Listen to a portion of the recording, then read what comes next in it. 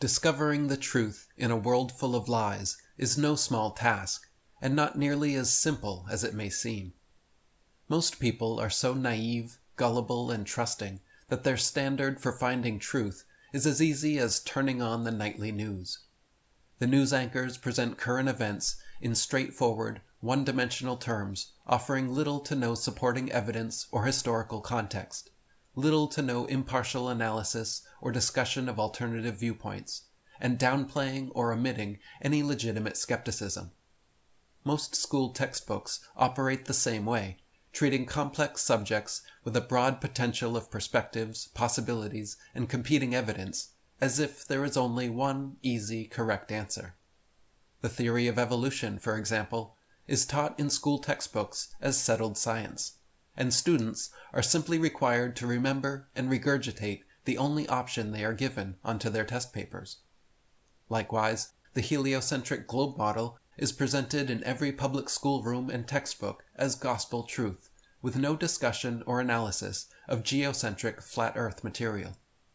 All evidence and arguments are omitted completely, downplayed as historical ignorance, and demanded to be forgotten about, or else you will fail.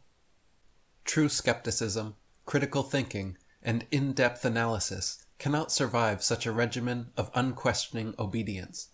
Modern media outlets and school systems present information in such a dumbed-down, one-dimensional, dictatorial fashion that most people no longer even recognize critical thinking as being an intellectual activity. Try presenting alternative evidence or an alternative viewpoint that challenges the mainstream understanding of most any subject, and watch what happens. Rather than being perceived as a keen, astute observer for pointing out problems or inconsistencies in mainstream beliefs, you will more likely be seen as stupid and kooky for using your critical faculties. Rather than being receptive, patient, open, and interested, more often than not, people become unreceptive, impatient, closed off, and uninterested in hearing any information that runs contrary to their preconceived notions. The masses have been trained that intelligence is as easy as memorizing and repeating whatever the current majority consensus is on any given topic. Similarly, they've been trained that skepticism is synonymous with stupidity, and that people who dare question the consensus and present evidence that runs contrary to it must just be morons who didn't get the memo that this subject has been deemed beyond reproach.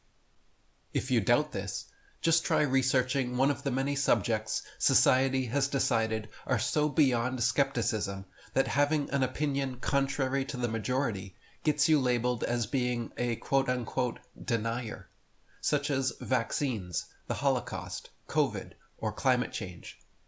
If you begin spouting information that could pigeonhole you as potentially being a denier of such blasphemous, unspeakable subjects, watch how quickly someone steps up to censor you.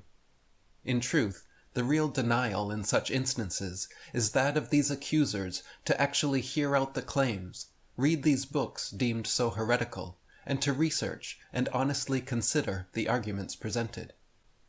As F. Scott Fitzgerald noted, the truest sign of intelligence is the ability to entertain two contradictory ideas simultaneously. Or as Aristotle said, nothing is more challenging than the ability to study, debate, and think through a concept without immediately accepting or rejecting it. This is the logical and necessary first step for anyone genuinely seeking the truth. Like a detective attempting to solve a case, honest investigation into every clue, each piece of evidence, and all possible perspectives must be considered without bias. If you haven't done your due diligence in deeply researching and considering every angle and alternative before closing a case, you may be making a big mistake, believing in some bunk, or accusing innocent people. This means scouring libraries and the internet, reading multiple books and articles, watching documentaries, listening to interviews, attending lectures, and assimilating all the information available on a subject. Defenders of the heliocentric globe theory, for example, will often boast that they have done their due diligence in researching the geocentric flat Earth model, but have never read a single book on the subject. Believers in evolution and creationism alike often fall prey to this same bias. Either they believe creation because of their religion, or believe in evolution because of modern science, but seldom do people really delve deeply into both, giving adequate time, effort, and energy to understanding each before coming to conclusions. This is the first step to discovering the truth, collecting and considering all available information about a topic from every perspective and without bias. Once you have acquired a broad and nuanced comprehension of a subject, having researched all evidence and perspectives, the next step to finding the truth is a process of elimination in negating falsehoods.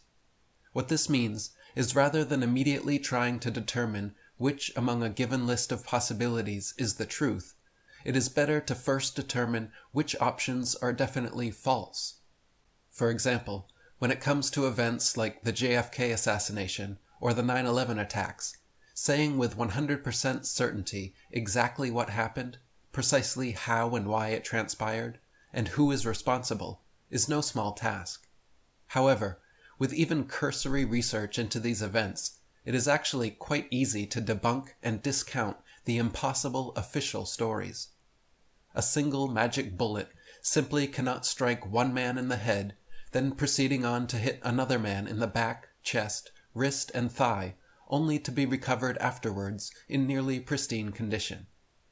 Similarly, 2 planes simply cannot bring down 3 reinforced steel buildings due to jet fuel fires in under 10 seconds.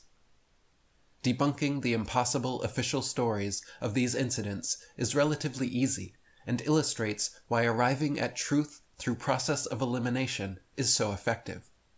By first looking to negate false claims, rather than to affirm positive ones, the truth will come into clearer and clearer view until it is ultimately left as the only viable option. Sometimes a lack of evidence may leave multiple viable options, or make it difficult to confirm exactly what happened, but through this process of elimination, it is always possible to narrow down the possibilities and come to certain conclusions. The masses are not used to processing or receiving information in this fashion, however, because most people, pundits, media outlets, teachers, textbooks, and experts alike tend to present their claims in straightforward, authoritative, one-dimensional, positive statements without acknowledging alternative viewpoints or legitimate skepticism. In contrast, a genuine truth seeker will usually sound unsure, less authoritative, and more focused on making negative statements about the things that can be debunked and proven false. Imagine it like a police chief at a press conference versus a detective in his smoky office room. People feel reassured by the positive, simple, straightforward, authoritative claims the police chief makes at the press conference. But how would they feel listening to the broader, deeper, more nuanced, and less certain claims coming from the lead detective being candid in his office? The detective would probably come off sounding less authoritative and convincing than the police chief, but ironically, his detailed explanations would be far closer to the truth. This is one big obstacle with truth-seeking and truth-speaking. Liars can confidently and bombastically spout their rehearsed lies with refined rhetoric and authoritative intonation that sounds positive, intelligent, and reassuring to gullible ears. Meanwhile, genuine truth-seekers, honestly expressing themselves and attempting to convey their broad, deep, and nuanced understandings, may ironically sound negative, unsure, and unauthoritative by comparison.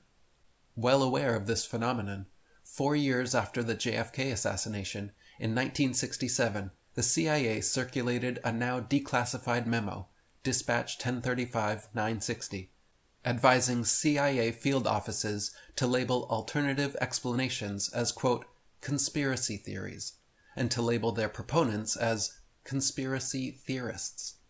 The CIA wanted people seeking and speaking the truth about the JFK cover-up to be publicly perceived as untrustworthy and unintelligent. Popularizing the term conspiracy theorist was a brilliant way to make intelligent, diligent, passionate researchers be perceived instead as kooky, paranoid autists peddling mere theories. The fact of the matter is that when you gather evidence and debunk falsehoods through a process of elimination, arriving closer and closer to the truth, like a detective does, you will inevitably have several running theories of possibilities.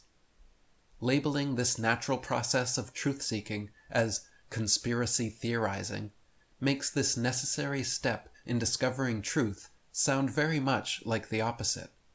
In reality, however, government conspiracies and cover-ups have been rampant throughout history up to modern day, and acknowledging that fact is a necessary step, giving us permission to re-engage our critical faculties when it comes to seeking and speaking the truth.